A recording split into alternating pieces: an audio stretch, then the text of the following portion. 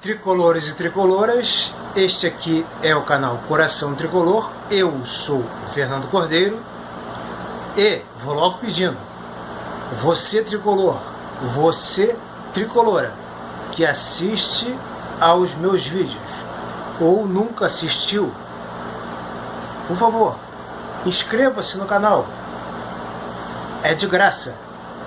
Você tricolora é minha convidada a se inscrever neste canal. Você tricolor é meu convidado. Bem-vindos. Inscrevam-se, por favor. Eu sei que é meio chatinho, né? Dê um like e ative o sininho. E os meus queridos tricolores e tricoloras já inscritos, que têm a minha profunda gratidão, porque sabem que isso aqui é como um campeonato de pontos corridos e que cada visualização com like, não é? É com 3 pontos. E peço que vejam não só se o sininho está realmente ativado, como que verifiquem se a inscrição está ativada. Se você, porque a gente, para se desinscrever não custa, a gente se desinscreve às vezes sem querer, tá? Indo ao ponto, o vídeo é o seguinte: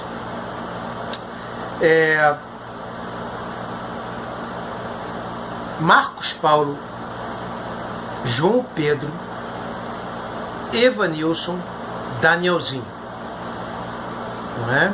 Depois os técnicos: Odair, Leomir, Zé Mário. Os técnicos vou deixar para falar depois, vocês devem estar ficando meio bolados, porque Leomir e Zé Mário, né?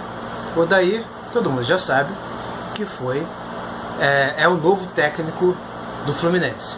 Bom, Marcos Paulo, vamos lá.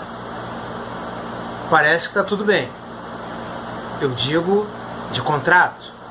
Parece que o Marcos Paulo não tem problemas. Parece que, em se tratando de Fluminense, a gente sempre fica com a pulga atrás da orelha, não é verdade? Mas, por exemplo, Evanilson. Eu quero muito falar do Evanilson o seguinte: comparar Evanilson com Ione Gonzalez. Ione Gonzalez foi muito profissional.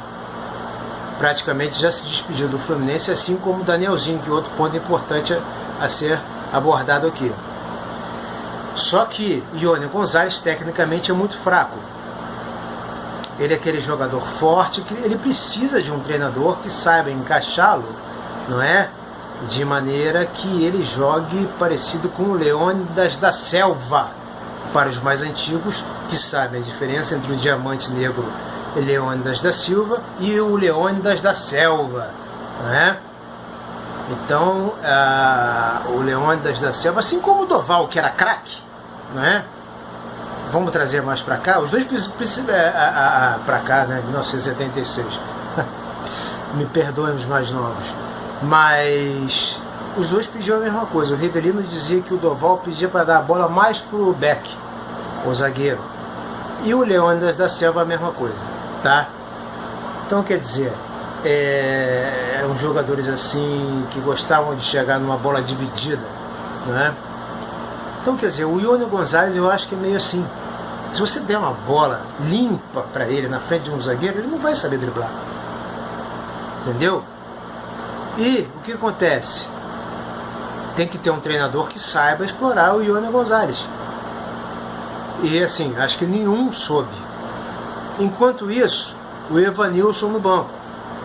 E todos nós sabemos, sabendo como esse moleque arrebenta.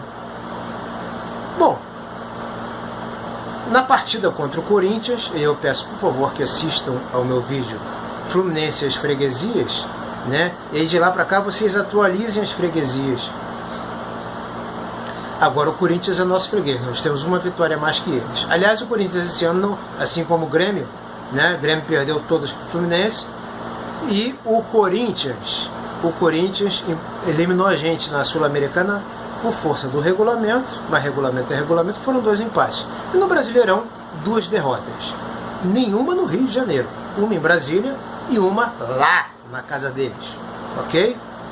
Com 2 gols de Evanilson, o tempo inteiro no banco, para Ione Gonzalez, o voluntarioso, o profissional Ione Gonzalez, mas que é um jogador trombador.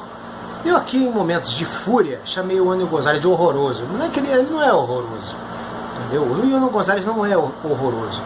Mas, por exemplo, no meu modo de ver, nesse time, se você não achar uma posição para o Ione Gonzalez, eu acho que ele não tem condições. Assim, o ataque tem que ser, na minha opinião, o Wellington Ney e Marcos Paulo. Já que, ou Evanilson e Marcos Paulo, já que João Pedro está de mimimi. Né? O João Pedro está com o mesmo problema do Ione Gonzalez, cabeça lá fora, que sabe que vai embora. Então, vocês viram o gol que o menino fez, parecido com o que o Marcos Paulo já tinha feito, de dentro da área, por cobertura. Quer dizer, na casa do Corinthians, o moleque tem que ser muito craque, tem que ser muito sangue frio, tem que ter muito sangue frio para fazer o que o Evanilson fez, aquele gol de cobertura contra o Corinthians, né? E esse tempo todo a gente marcando toca, perdendo pontos, e o Ione Gonzalez perdendo 300 mil gols. Olha, 2 rodadas antes do Brasileirão acabar, o Ione Gonzalez tinha 400 finalizações e 5 gols. 5 gols é o que o Fred teve, sendo reserva no Cruzeiro, e 5 gols é o que o Pedro teve, jogando pouquinho como o Pedro jogou. O Ione Gonzalez foi profissional, só jogou menos do que Caio Henrique, que parece que foi o jogador no Campeonato Brasileiro que mais atuou. No Fluminense, segundo lugar, Ione Gonzalez, né? Mas é para ser banco. Ele não tem, no time do Fluminense, se for botar molecada, não tem vez. O Ione Gonzalez não é para ter vez, tá? O Wellington Ney, na minha opinião, tem vez, mas o Ione Gonzalez não. Então, tchau e benção, Ione Gonzalez.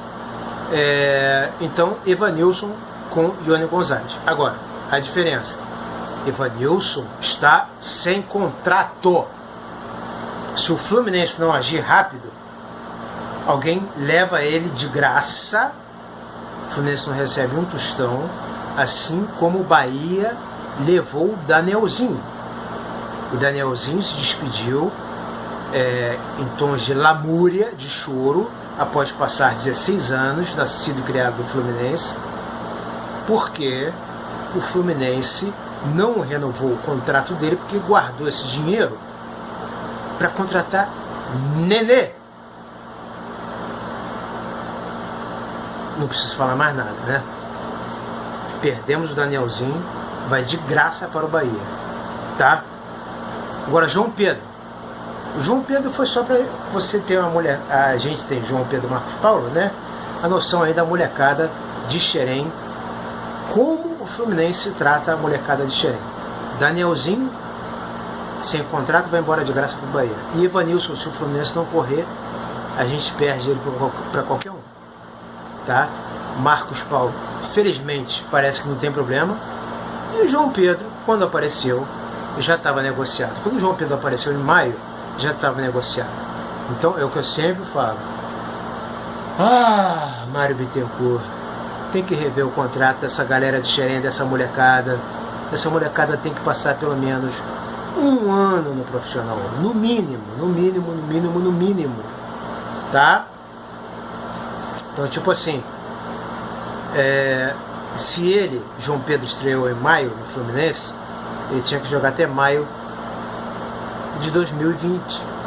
Então ele não ia estar rendendo pouco. Porque ele está rendendo pouco porque ele viu dezembro chegando. Mas se ele sabe que ele vai ser titular do Campeonato Brasileiro todo, entende? E ainda tem outra coisa: o Fluminense, além de não segurar jogador, ainda vende a preço de banana, né? Então tem umas falcatruas aí, né? Negócio de empresário nas divisões de base do Fluminense. Realmente, se também o nosso presidente aí, Mário Bittencourt, não fizer uma limpa nesses empresários, não fizer uma desratização, não vai dar para cumprir a tríade básica e necessária para o Fluminense voltar a ser um grande clube que sempre foi, não é? Formar jogadores, vender jogadores, e aí não a preço de banana e antes do tempo. e conquistar títulos. Porque se você vende o jogador de banana antes do tempo, o jogador vai a preço de banana. Mas vai a preço de banana para o Fluminense, porque ele vai por uma merrequinha. Mas tem nego que tá ganhando aí essa merrequinha não é nada em relação se ele ficasse mais tempo no Fluminense, que ia ser muito mais valorizado. Mas quem está empurrando ele lá para fora por uma merrequinha, essa merrequinha é um merrecão, não é? Ia ser 10 vezes mais, mas aí a pressa é inimiga da perfeição, né? Bom, para bom entendedor, pingo é letra, para bom entendedor, meia palavra basta, tricolor não é burro, por isso que é tricolor ou tricolora. Então vocês já entenderam o que eu estou falando. Outro assunto é o seguinte: Odair, Leomir, Zé Mário. Vou começar pelo Zé Mário. Zé Mário tem 70 anos, tem uma mágoa com o Fluminense, uma só. Ele tem muito mais prazer em falar do Fluminense, alegria quando fala do Fluminense, mas ele tem uma mágoa de ser, quando as placas do Fluminense foram inauguradas, o Zé Mário chegou antes e viu que o nome dele não estava na placa. Zé Mário, campeão, cabeça de área, pela Máquina, de 75, tá? Zé Mário, formado no Fluminense. Ele viu que o nome dele não estava lá nas placas. E aí o presidente chamou ele para receber a placa, ficou aquele constrangimento, né? O presidente conseguiu dar uma de Silvio Santos e se sair, né? E prometeu que a placa do Zé Mário sairia em breve. O Zé Mário é um grande treinador, no meu modo de ver, tá? Tá rico. Se não tiver rico, tá muito bem de vida, porque não é possível, porque o que ele treinou de time no mundo árabe, né? Inteligente como o Zé Mário é, Zé Mário é engenheiro formado, é outra cabeça, ok? Então, assim, só o que acontece com o Zé Mário? Um tricolor me falou isso, estava trocando ideia com um tricolor outro dia e falou assim: acontece que é o seguinte, não sei se é esse o problema do Zé Mário, tá? Mas, por exemplo, olha só, o Zé Mário, que jogou também no Flamengo e no Vasco, ele falou que o Flamengo valoriza os seus ex-jogadores muito mais do que o Fluminense. Isso não é mentira não. Isso não é mentira não, sabe? Porque eu me lembro quando o Doval morreu, o Flamengo entrou de luto e o Fluminense não. Tá? Então, olha só. O Vasco fez uma estátua pro Romário, o Grêmio fez uma estátua pro Renato Gaúcho. Bom, os dois jogaram no Fluminense, né? Se o Romário não fez nada pro Fluminense, o Renato Gaúcho fez, né? E o Renato Gaúcho tem uma relação assim de muita afinidade com o Fluminense. Eu acho que era primeiro lugar Grêmio, segundo lugar Flamengo. Mas depois que ele se assumiu no Fluminense, depois do gol de barriga, ficou contundido, ao mesmo tempo era jogador e treinador, botava dinheiro no Fluminense, depois foi técnico daquele timaço em 2008 que chegou a ser vice da Libertadores. O Renato Gaúcho, eu acho que o segundo lugar para ele é o Fluminense, na minha opinião, tá? Na minha opinião, é Grêmio em primeiro lugar, são os tricolores, e o Fluminense em segundo. Então eu estou falando isso do Zé Mário, porque o Zé Mário é um grande treinador que tem a mágoa por assim, nunca ter tido uma chance no Fluminense, como treinador do Fluminense. Vocês entendem o que eu estou falando? Então, por exemplo, é velho, porra, ele regula com o Oswaldo de Oliveira, que eu acho que é outro cara que foi sacaneado, acho que fizeram um comitê de más vindas em vez de boas vindas para o Oswaldo de Oliveira. O Oswaldo de Oliveira, Abel e Zé Mário regulam. O Zé Mário é 2 anos mais velho do que eles, entendeu? O Abel é 2 anos mais novo do que o Oswaldo e o Zé Mário. Então, mas ultrapassado, né? Então o Abel está ultrapassado também. A torcida do Fluminense queria tanto o Abel. Filipão, não existe nada mais ultrapassado que Filipão. Eu entendo que existem treinadores que se reciclam, não é verdade? Mas, voltando ao assunto, dizem que o Zé Mário é um treinador que não faz acordo de botar jogador de empresário. que a diretoria está empurrando, porque o empresário está lá no ouvido da diretoria. Sabe? Faz tipo o Dunga, quando o Zagallo era treinador da seleção, que o Dunga chegou e falou assim, não, vamos parar com essa palhaçada aqui, cheia de criança aqui dentro, que isso é festa. Picham tanto o Dunga, né? E ele realmente tinha esse tipo de atitude, né? Com o Zagallo não é mole, todo mundo sabe que o Zagallo é um cara estourado, temperamental. Então o que acontece? Essa posição do Zé Mário me leva à seguinte reflexão. Tem treinador que quando é abordado, por exemplo, pelo Fluminense, vamos supor, uma hipótese, o Fluminense liga, o Mário Bittencourt liga e convida o Zé Mário. Na minha opinião, pelo que eu conversei com 2 tricolores, o Zé Mário, além de negociar o salário, ele vai falar assim, não aceito imposição de jogador, principalmente de empresário, e eu quero mexer na base. Eu quero ter livre acesso ao sub-20 e ao sub-17. Porque tem jogador que está lá enrustido, escondido, como o João Pedro estava, e o Fernando Diniz chegou e meteu a mão. E trouxe. Entendeu? Neguinho fica puto, me desculpe o termo. O empresário fica puto. Porra, puta que pariu, o cara pegou o João Pedro.